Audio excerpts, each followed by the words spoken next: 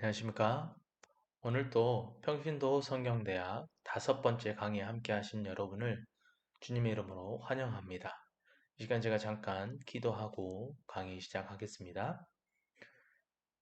사랑과 은혜가 충만하신 여호와 하나님 아버지 감사합니다. 이 시간도 우리가 하나님의 말씀을 사모하여 하나님의 말씀을 듣고 알아가는 시간을 갖기 원합니다.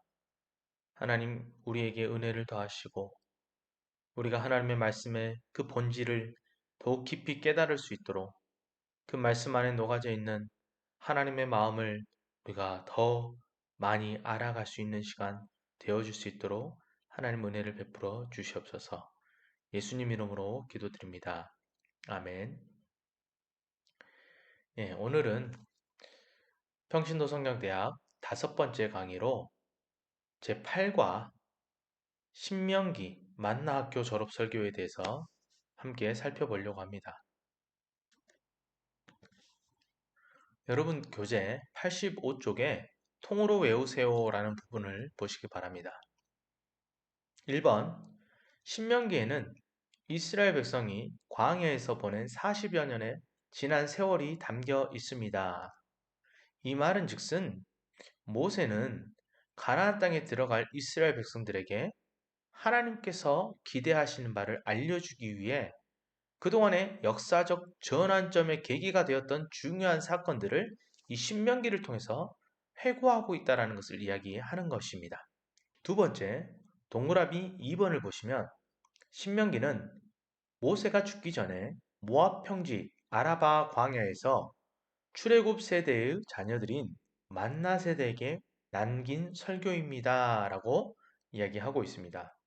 이러한 모세의 고별 설교의 핵심이 무엇이냐면 축복과 저주의 갈림길에서 생명의 길을 선택하며 하나님을 사랑하라 라는 것이 이 신명기 모세의 고별 설교의 핵심이라는 것입니다.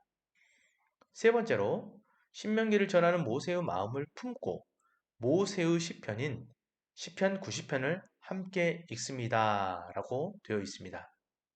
신명기를 읽고 나서 모세의 인생의 마지막에 모세가 하나님 앞에 그동안 자신이 이스라엘 민족들을 이끌어왔던 자신의 과거 그리고 이스라엘의 과거를 회고하면서 하나님 앞에 지어 불렀던 시편 90편을 함께 읽는다면 그 시편 90편의 내용이 훨씬 더 우리의 마음속에 깊이 와닿을 수 있다라는 것이죠.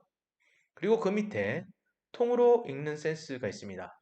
내용을 살펴보시면 모세의 신명기 설교는 만나 세대들이 요단강을 건너기 직전의 일입니다. 이미 하나님과 이스라엘 백성 사이의 언약은 시내산에서 체결되었습니다.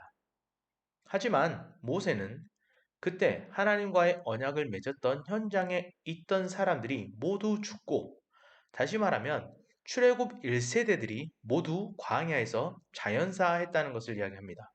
그리고 새로운 세대가 역사의 사명을 감당해야 하는 지금 그때의 언약을 다시 새롭게 세워야 할 필요를 느꼈다라는 것이죠.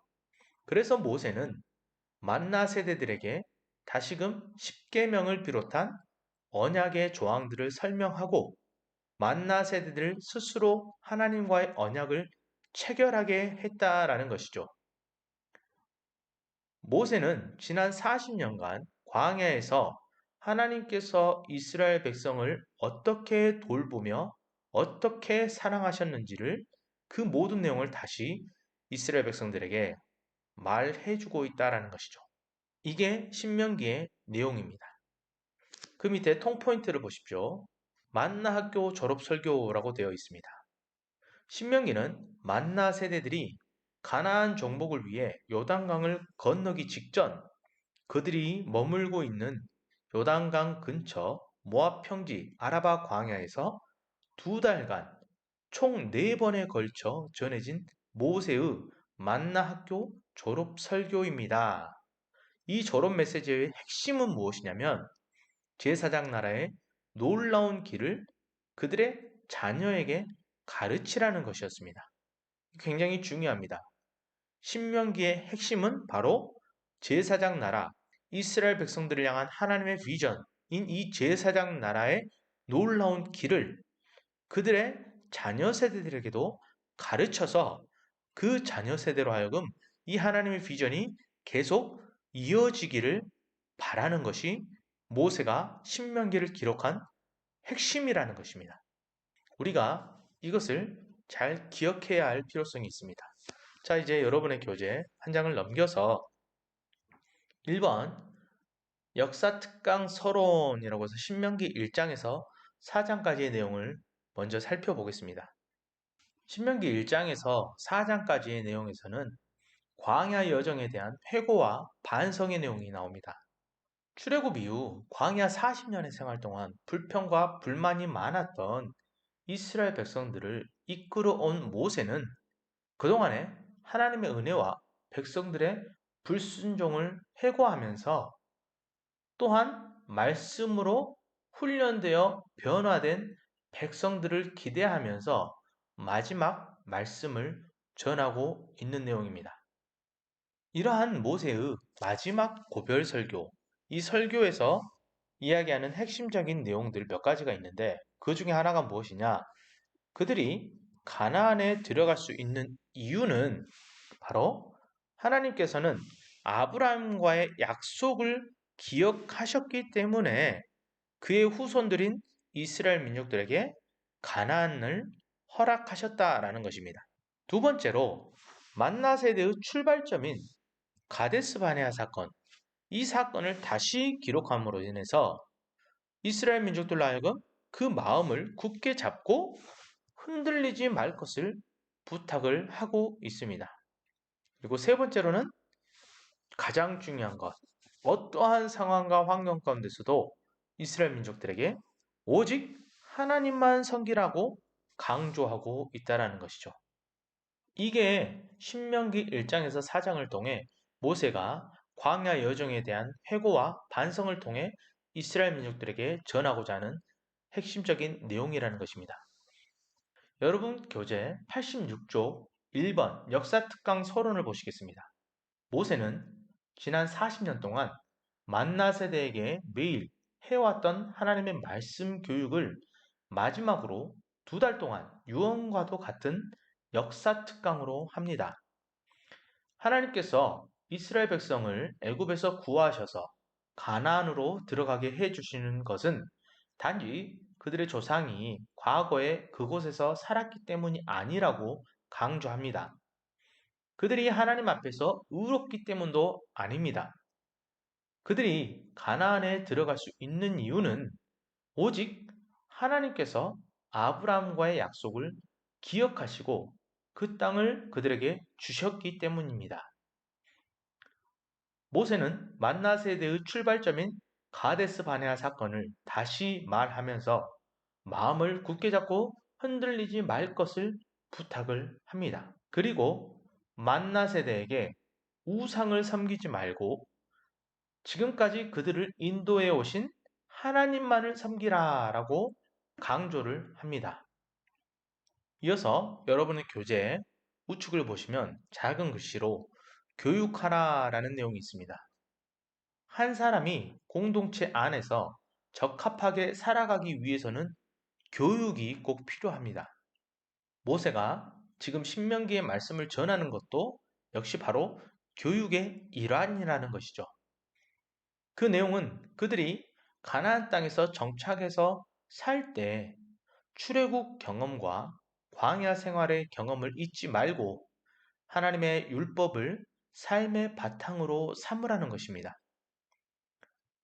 모세는 또한 그들이 교육받은 대로 그들의 자녀들을 가르치라는 당부를 잊지 않습니다. 이러한 내용들을 살펴볼 때 우리는 신앙의 교육이 어디에서 어떻게 이루어져야 하는지를 확인할 수 있습니다. 먼저 신앙의 교육은 1차적으로 가정에서 이루어져야 됩니다. 그러한 가정에서의 교육이 있은 이후에 교회에서 공동체를 이루어가기 위한 필요한 교육을 또한 받게 되어지는 것이죠. 이것은 다른 말로 이야기하면 교회 안에서 우리 아이들의 신앙의 모든 교육들이 100% 이루어질 수 있다라고 이야기할 수 없다는 것입니다. 곧 우리 자녀들의 신앙을 교육하면서 가장 핵심적인 역할을 담당하고 있는 곳은 바로 교회라기보다는 가정이라는 것이죠. 가정을 통해서 하나님께서는 하나님의 택함 받은 백성들로 하여금 그들의 자녀들에게 하나님에 대한 신앙을, 하나님에 대한 지식을 바르게 가르치라 라고 말씀하신다는 것이죠. 우리가 창세기의 내용 중에 족장시대를 통해서 살펴볼 수 있었던 내용들, 아브라함과 이삭과 야곱, 이러한 족장들을 통해서 우리가 살펴볼 수 있었던 내용들 중에 핵심적인 부분이 뭐냐면 그들의 가정 안에서 그들의 자녀들을 향한 하나님에 대한 신앙의 교육이 먼저 이루어졌다는 것을 우리가 확인할 수 있다는 것입니다. 이처럼 가정에서의 신앙 교육은 굉장히 중요한 부분을 차지하고 있는 것입니다.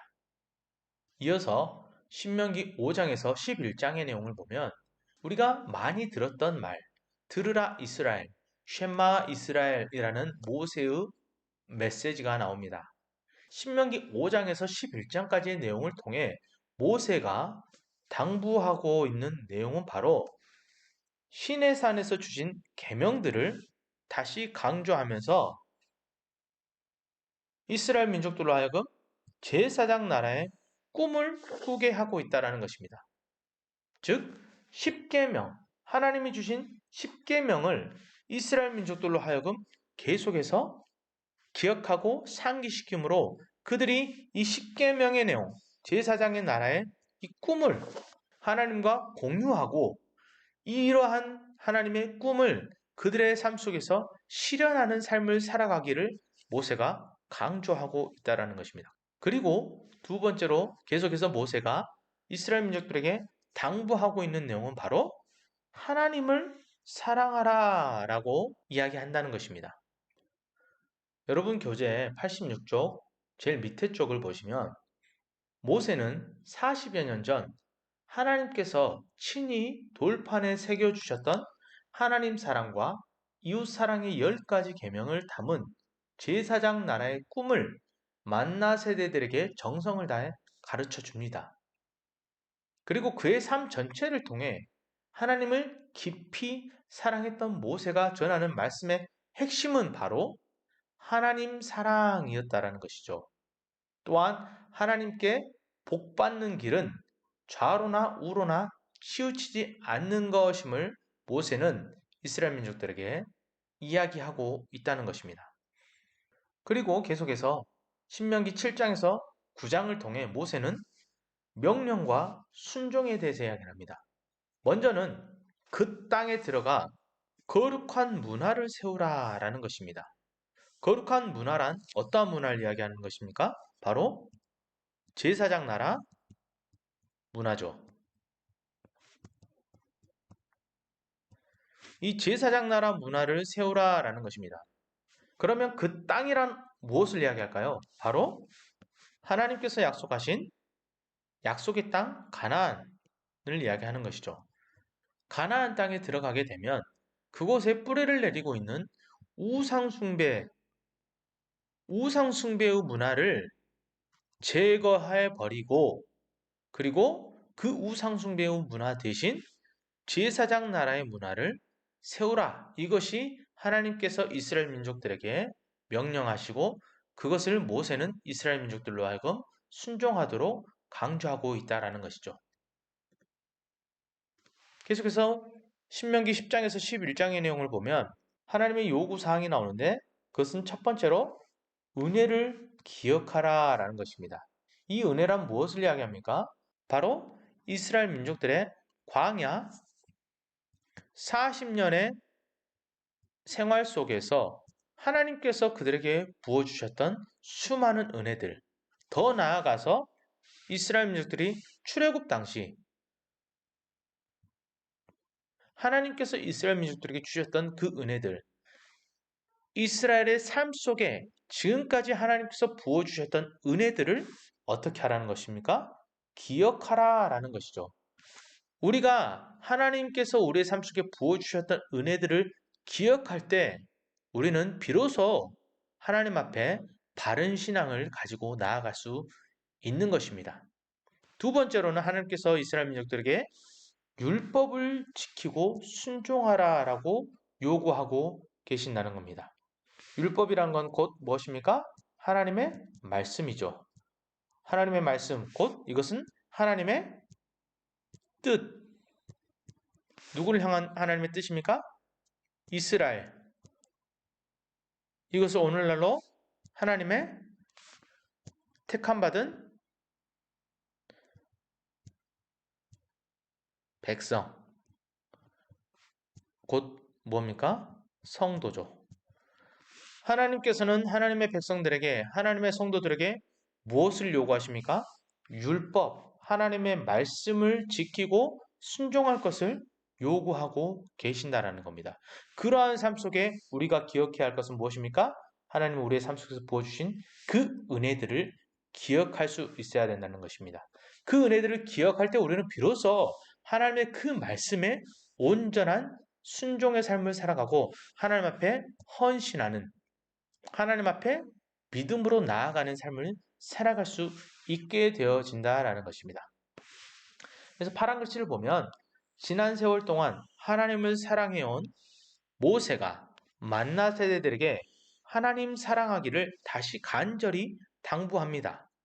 그의 삶 전체를 통해 하나님을 깊이 사랑했던 모세가 전하는 말씀의 핵심은 바로 뭡니까? 하나님을 사랑하라 라는 것입니다. 이것은 오늘날 이 시대를 살아가는 하나님의 백성들에게 동일하게 요구되어지는 사항이라는 것입니다. 우리는 하나님을 사랑하는 삶을 살 때 비로소 우리 삶 속에서 하나님의 뜻을 이루어가는 삶을 살아갈 수 있다라는 것이죠. 그리고 이어서 신명기 12장에서 26장의 내용을 통해 우리가 살펴볼 수 있는 내용은 바로 모세의 마지막 율법 교육, 이 내용을 우리가 살펴볼 수 있습니다. 여러분 교재 87쪽을 보시면 신명기 12장부터 26장까지의 내용은 만나 세대가 가나안 땅에서 구체적으로 어떻게 살 것인가에 관한 가르침이라고 할 수 있습니다. 가나안 땅에서 만나 세대가 어떻게 살 것인가에 대한 가르침. 또한 이미 가나안 땅의 문화를 알고 계신 하나님께서는 이스라엘이 가나안의 문화 대신 제사장 나라의 문화를 세워가길 바라십니다. 앞서 말씀드렸듯이 가나안의 문화는 우상 숭배의 문화였습니다. 그럼 제사장 나라의 문화는 무엇입니까? 하나님이 왕 되시며 모든 민족과 하나님과의 사이에 화해와 평화가 있는 문화. 이것이 바로 하나님께서 이스라엘 백성들로 하여금 이루기 원하셨던 제사장 나라의 문화라는 것이죠. 이러한 제사장 나라의 문화를 조금 더 구체적으로 살펴보면 신명기 12장에서는 먼저는 지정하신 예배 장소에 대해서 이야기를 하고 있습니다. 교재 87쪽을 보시면 이스라엘이 하나님의 백성으로서 드려야 할 예배는 하나님께서 택하신 곳인 하나님께서 지정하신 성막, 바로 그 약속 장소에서 드려야 합니다. 즉, 제사는 반드시 하나님의 이름을 두려고 택하신 곳에서 드려야 한다는 것이죠.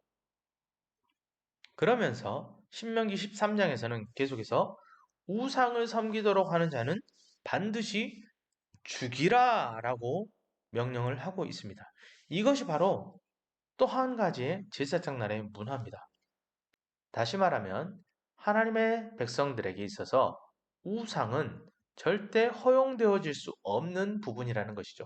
오직 하나님만을 섬기는 것. 이것이 제사장 나라의 문화의 핵심이라는 겁니다. 그렇다면 오늘날 하나님의 택함받은 백성들의 삶 속에 흔히 있을 수 있는 우상들은 무엇이 있을까요? 그것은 우리가 하나님보다 더 신뢰하고 두려워하는 것.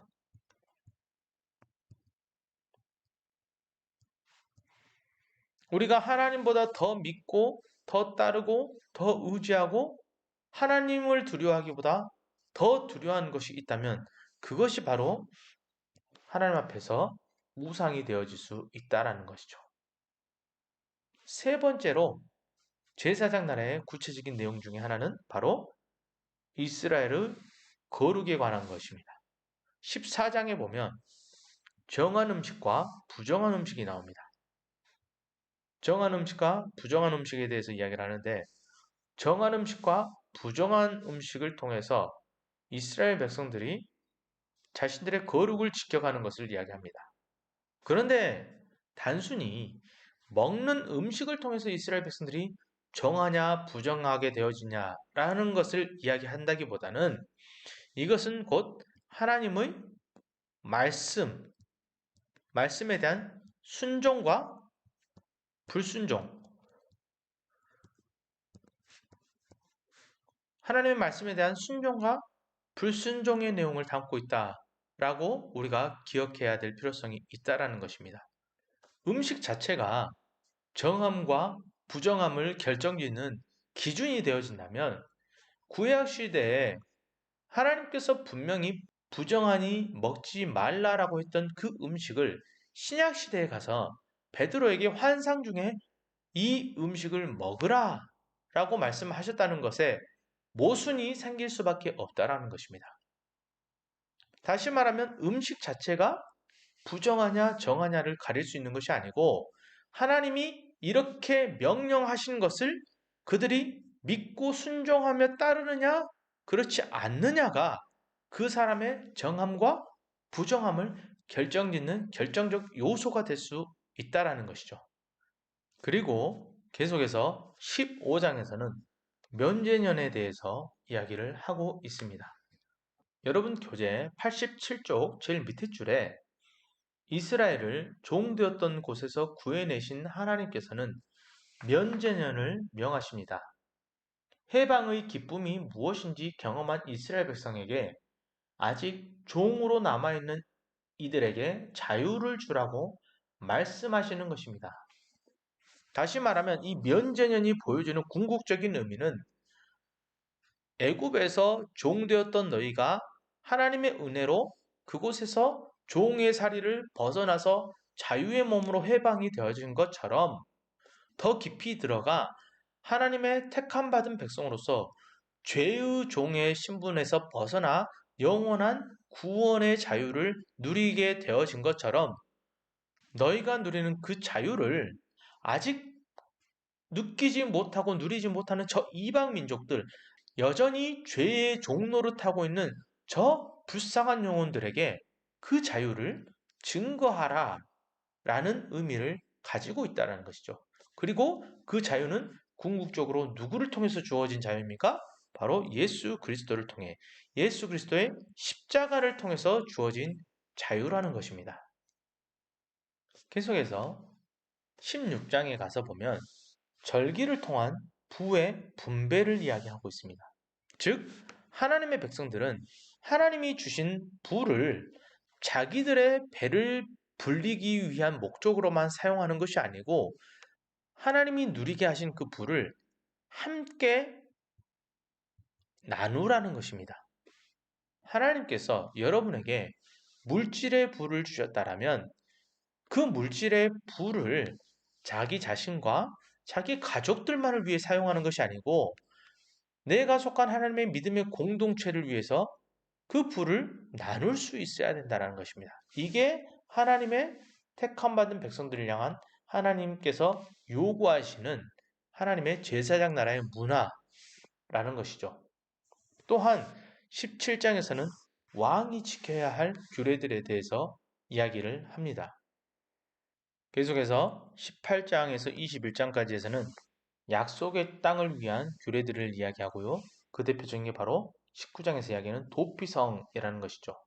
여러분 교재 88쪽을 보시면 도피성이 있습니다.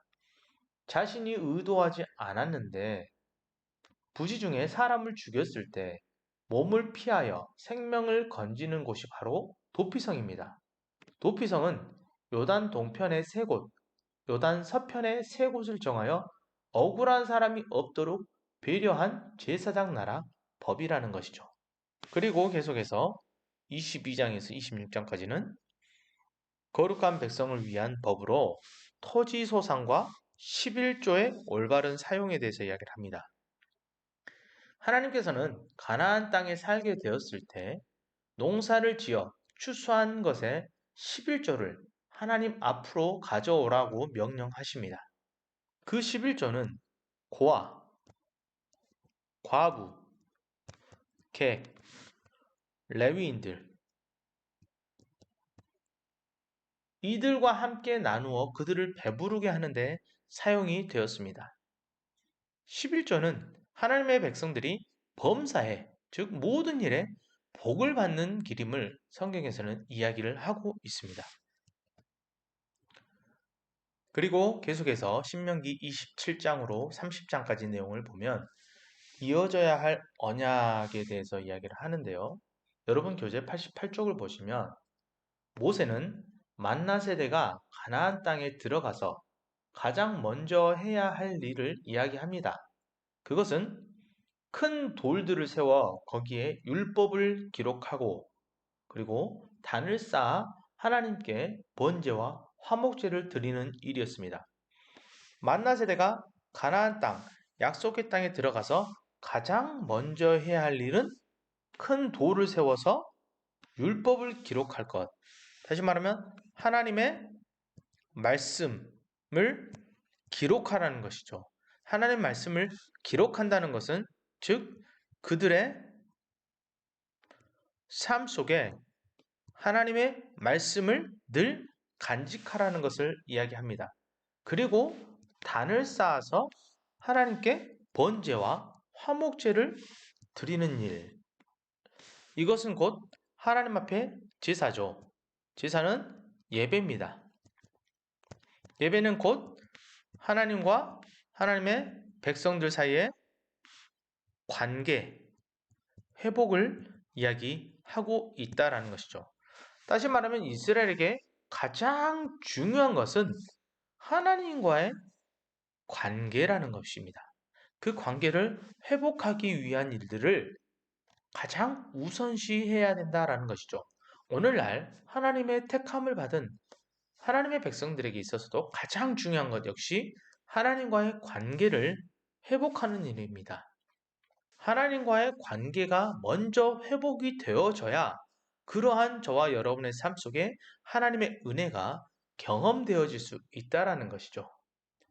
계속해서 여러분의 교재 88쪽 제일 하단을 보시면 하나님께서는 가나안 땅에 들어간 이스라엘 민족들에게 가장 먼저 언약에 따른 복과 저주의 메시지를 선포하게 하시는데 여섯 지파는 그리심산에 가서 축복의 메시지를 선포하게끔 하시고 나머지 여섯 지파는 에발산에 올라 저주의 메시지를 선포하게 하십니다. 그런데 여기서 우리가 짚고 넘어가야 할 중요한 포인트는 뭐냐면 축복의 메시지를 선포하고 저주의 메시지를 선포할 때 각각 모든 말씀에 하나님께서는 이스라엘 백성들로 하여금 아멘으로 화답하게 하셨다라는 것입니다.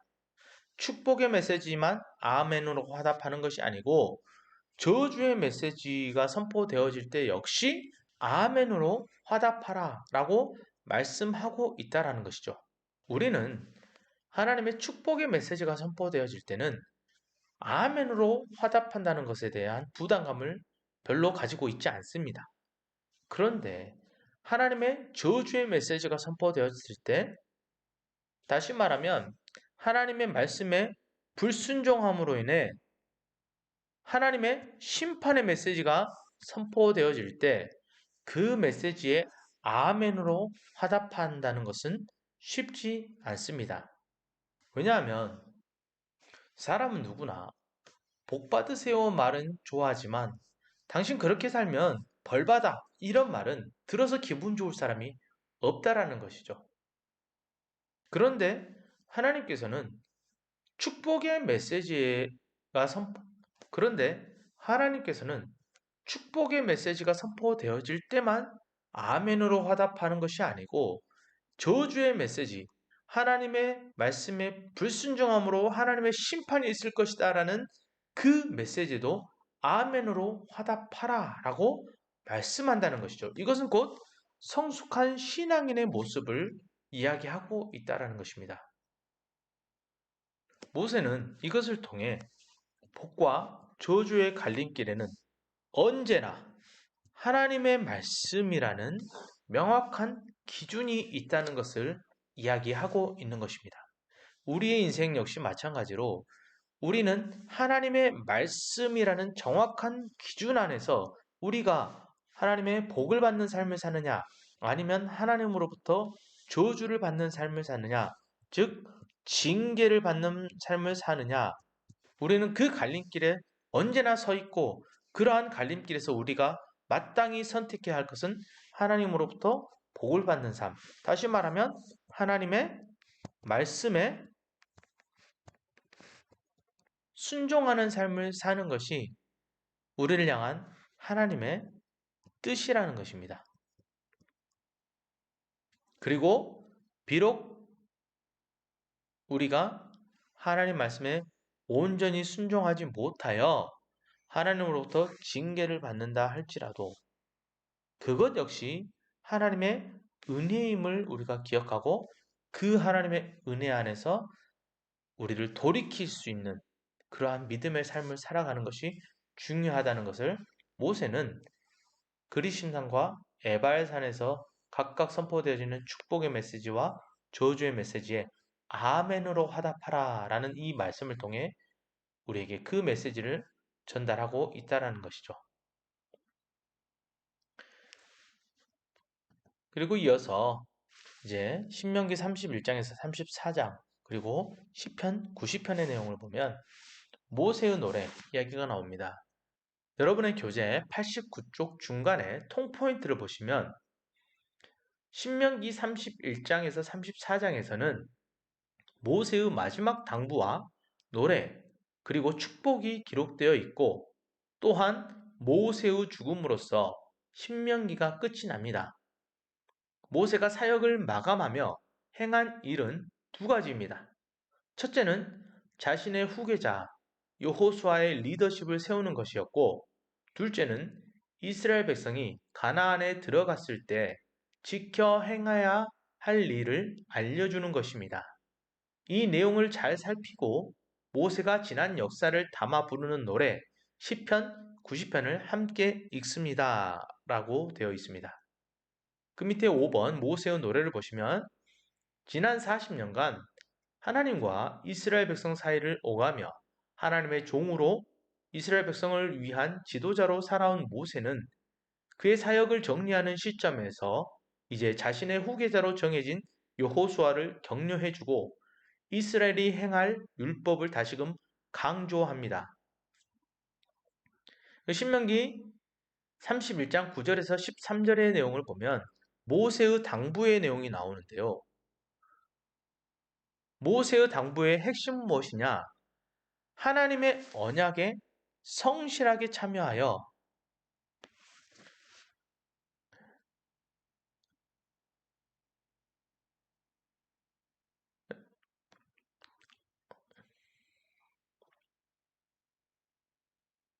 그래서 신명기 31장 7절에서 13절의 내용을 보면 모세의 당부가 나오는데요. 그 당부의 핵심은 뭐냐? 하나님의 언약에 성실하게 참여하여 하나님의 백성답게 살라라는 것입니다. 이것은 제사장, 나라, 또 거룩한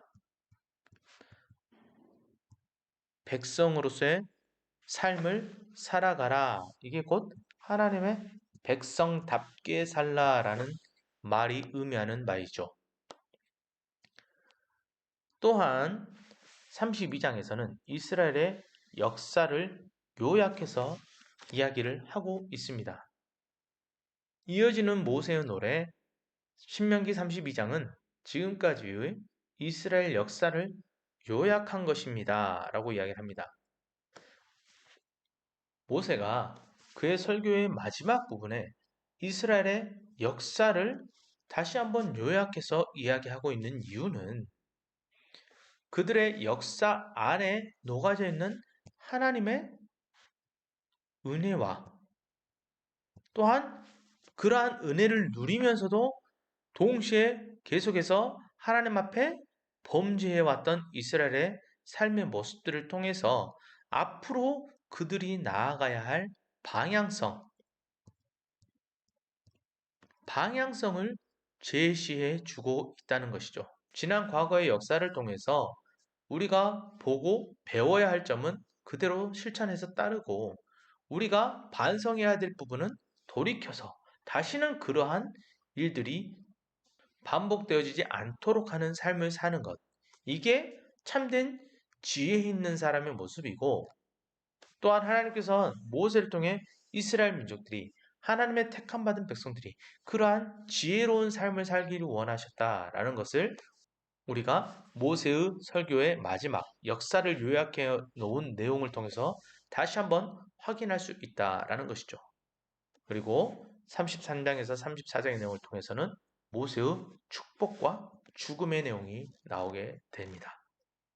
새 시대를 열어갈 여호수아와 만나 세대의 앞날을 축복하고 남기는 모세의 그 유언은 가나안 세대를 열어가는 새로운 지침이 되어진다라는 것이죠. 신명기를 통해서 우리가 다시 한번 정리하고 살펴볼 수 있는 것은 모세는 자신의 죽음을 앞두고 그의 마지막 고별 설교와 같은 이 신명기의 말씀을 통해서 이스라엘의 지난 과거의 역사들을 회상하며 그들의 과거 속에 그들의 역사의 삶 속에 하나님께서 개입하시고 하나님께서 주시는 그 은혜들을 다시 기억하고 그 하나님을 사랑하는 삶을 살라. 하나님이 너희의 삶을 붙드시고 너희의 삶 속에 부어주신 그 은혜들을 감사하는 삶을 살라. 지난 과거의 너희 조상들의 삶 속에 이러한 어리석은 모습들이 있었는데 그러한 모습들을 너희가 반복하는 죄악을 짓지 말고 이제는 하나님 앞에 너희의 신앙을 고백하고 다짐하며 새로운 은혜를 너희가 맛보는 삶을 살라. 하나님의 그 약속의 땅에 들어갔을 때 그곳에서 하나님께서 앞으로 너희에게 부어주실 그 은혜들을 기대하며 축복과 저주의 갈림길에서 하나님의 말씀을 기준으로 축복의 삶을 살라. 이게 신명기를 통한 모세의 마지막 당부이고 하나님께서는 이 신명기의 말씀을 통해 이 시대를 살아가는 오늘날 크리스찬들에게 동일하게 이 메시지를 선포하고 계신다라는 것입니다. 저와 여러분의 삶 속에도 이 신명기의 말씀을 통한 하나님의 이러한 은혜가 넘쳐날 수 있기를 진심으로 바랍니다. 이것이 하나님께서 우리에게 이 신명기라는 말씀을 주신 목적이고 이유라는 것을 우리가 기억하고 우리 삶 속에서 하나님의 말씀을 늘 기억하고 간직하며 우리의 삶의 기준으로 하나님의 말씀을 끝까지 붙들고 의지하여 축복과 저주의 갈림길에서 기꺼이 축복의 길을 선택하고 하나님 앞에 헌신되어지는 삶을 살아가는 저와 여러분이 되어질 수 있기를 바랍니다. 이렇게 해서 우리가 신명기의 내용까지 다 살펴보았고요. 이제 다음 시간에는 제4마당 신앙계승이라는 주제를 가지고 여호수아서의 내용을 살펴보도록 하겠습니다. 수고하셨습니다.